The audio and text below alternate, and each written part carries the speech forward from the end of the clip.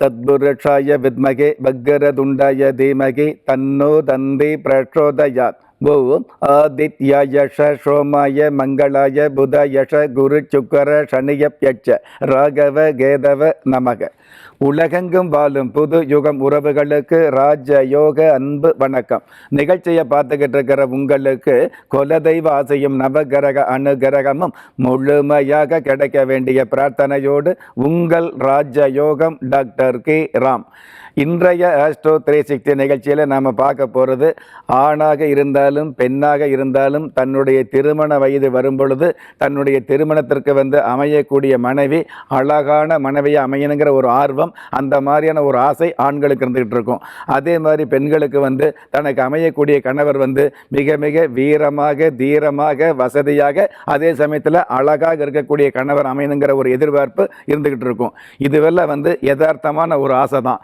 இந்த மாதிரியான யதார்த்தமான ஆசை இருந்தால் கூட ஏனோ தானோ வென்று திருமணம் பண்ணக்கூடிய ஒரு சூழல் நிறைய பேருக்கு அமையுது அப்படிங்கிறத உண்மை. எதிர்பார்த்த வரன் அப்படிங்கிறத விட எதிர்மறையான வரன் அமையுது அப்படிங்கிறது இன்னொரு உண்மையாக இருந்துகிட்டு இருக்குது. இந்த மாதிரி இல்லாமல் நீங்கள் ஆசைப்பட்ட மாதிரி, அதாவது அழகான மனைவி அல்லது அழகான கணவர் யாருக்கு அமையும் அப்படிங்கிற விஷயத்தை இன்றைய நிகழ்ச்சியில் கணிச்சு பார்க்கும் பொழுது பொதுவாகவே ஒருவருடைய லக்கணம் கன்னி லக்கணமாக இருந்து, நான் சொல்வது ஆணாக இருந்தாலும் பெண்ணாக இருந்தாலும் கன்னி லக்கணமாக இருந்து அந்த கன்னி லக்கணத்தில் புதன் பகவானும் சுக்கிர பகவானும் இணைஞ்சிருந்தது அப்படின்னா அவர்களுக்கு கண்டிப்பாக அழகான மனைவி அல்லது அழகான கணவர் அமையக்கூடிய பாக்கியம் நிச்சயமாகவே கிடைக்குது அப்படிங்கிறது உண்மை. சொல்லுவாங்க இல்லையா, பிடிச்சாலும் பிடிச்சாங்க புளியங்கொம்பா பிடிச்சாங்கன்னு சொல்லுவாங்க இல்லையா, அந்த மாதிரி தன்னுடைய தகுதிக்கு மிகுதியான இடத்துல வரன் அல்லது பெண் அமையக்கூடிய பெண் சம்பந்தம் கிடைக்கக்கூடிய வாய்ப்புகள் இருந்துகிட்டு இருக்கும். பார்க்கும் பொழுது ஜாடிக்கேத்த மூடி அப்படிங்கிறத விட அதற்கு மேலாக ஒருவரை விட ஒருவர் மிக மிக அழகாக இருக்கக்கூடிய ஒரு மிகப்பெரிய அமைப்பை இந்த கன்னி லக்கணத்தில் புதன் பகவானும் சுக்கிர பகவானும் இணைஞ்சிருக்கும் பொழுது இந்த மாதிரியான ஒரு அமைப்பை அதிசயமாக அதிர்ஷ்டமாக கொடுக்குது அப்படிங்கிறது உண்மை.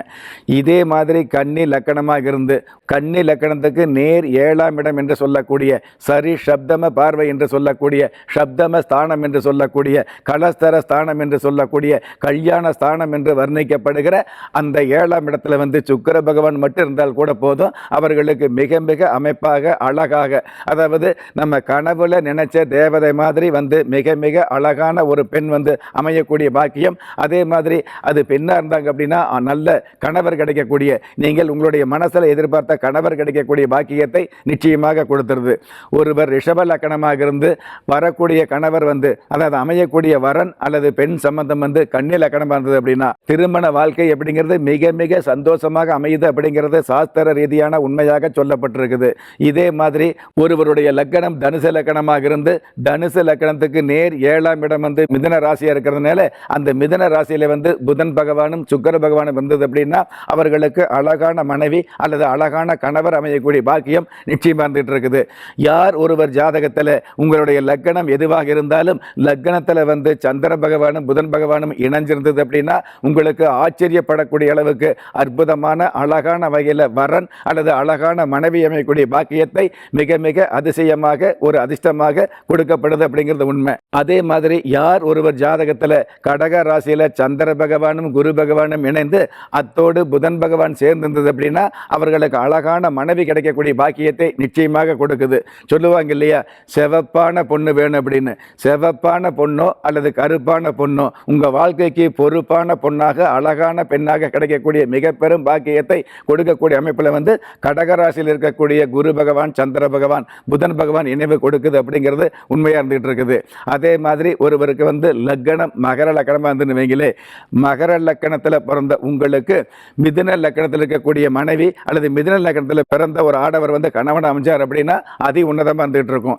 என்ன மகர லக்கணத்தில் பிறந்த உங்களுக்கு வாய் பேச்சு கொஞ்சம் அதிகமாக இருந்துகிட்டு இருக்கும், துடுக்குத்தனம் அதிகமாக இருந்துகிட்டு இருக்கும். பெரியவங்களாக இருந்தாலும் சின்னவங்களாக இருந்தாலும் எவ்வளவு அதிகார பதவியில் இருந்தாலும் அவங்க செய்யக்கூடிய ஒரு சில தவறுகளை உடனுக்குடன் உடனே சுட்டி காட்டக்கூடிய தகுதி மிகுதியாக இருந்துகிட்டு இருக்கும். இந்த மாதிரி இருந்தால் கூட குடும்ப வாழ்க்கையில் வந்து பார்த்தீங்கன்னா எந்த ஒரு நேரத்திலும் மனைவி சொல்லக்கூடிய விஷயத்துக்கு ஆம் என்ற விஷயத்தை அடிக்கடி சொல்லக்கூடிய அமைப்பு மகர லக்கணத்தில் பிறந்தவர்களுக்கு மிக மிக சிறப்பாக இருந்துட்டு இருக்குது அப்படிங்கிறது.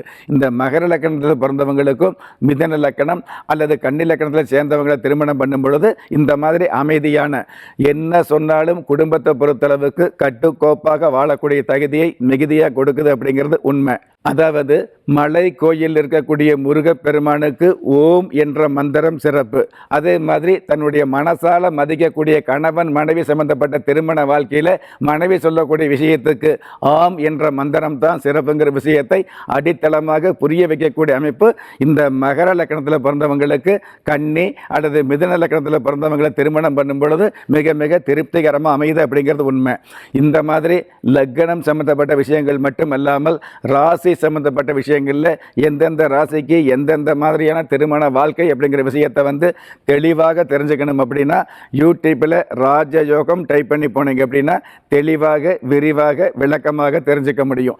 எது எப்படி இருந்தாலும் ஒரு மனசால யாரு கைவிட்டாலும் ஆன்மீகம் கைவிடாது என்ற அனுபவ உண்மையோடு அண்ட நிழலும் இல்லை ஆதரிப்பார் யாரும் இல்லை என்ற நிலையில் உள்ளவர்களை குலதெய்வம் கைவிடுவதில்லை என்ற என்னுடைய ஆழமான ஆன்மீகத்தையும் பதிவு செய்து அகில உலகத்தில் உள்ள அத்துண தெய்வங்களின் அனுகிரகமும் ஈரேல் உலகத்தில் உள்ள எல்லா சக்திகளின் ஒட்டுமொத்த ஆசீர்வாதங்களும் உலக மக்கள் அனைவருக்குமே கிடைக்க வேண்டிய பிரார்த்தனையோடும் வாழ்த்துக்களோடும் உங்கள் ராஜ யோகம் டாக்டர் கே ராம். திறமை இருந்தும் வறுமையில் வாடுகிறீர்களா? விதியை நொந்து விரக்தியில் இருக்கிறீர்களா? முயற்சிகள் செய்தும் முன்னேற்றம் கிடைக்கவில்லையா? களஸ்திரம் அமையாமல் கவலைப்படுகிறீர்களா? தாய்மையடையாமல் தவித்து நிற்கிறீர்களா? நவரத்தினம் போட்டும் நன்மைகள் கிடைக்கவில்லையா? பெயர் மாற்றம் செய்தும் பிரயோஜனம் இல்லையா? எந்திரத்தை நம்பி மந்திரத்தை சொல்லியும் மாற்றம் கிடைக்கவில்லையா? எண்கணிதத்தை நம்பி எழுத்தை மாற்றியும் ஏற்றம் கிடைக்கவில்லையா? வாஸ்துவை நம்பி வாசலை மாற்றியும் வளம் காணவில்லையா? ஹோமத்தை வளர்த்து யாகத்தை செய்தும் யோகத்தை காணவில்லையா?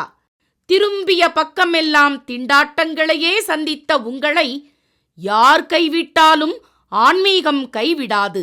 ஆம், அண்ட நிழலும் இல்லை ஆதரிக்க யாரும் இல்லாதவர்களை குலதெய்வம் கைவிடுவதில்லை.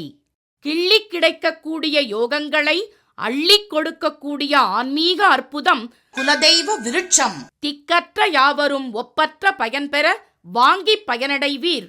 குலதெய்வ விருட்சம்.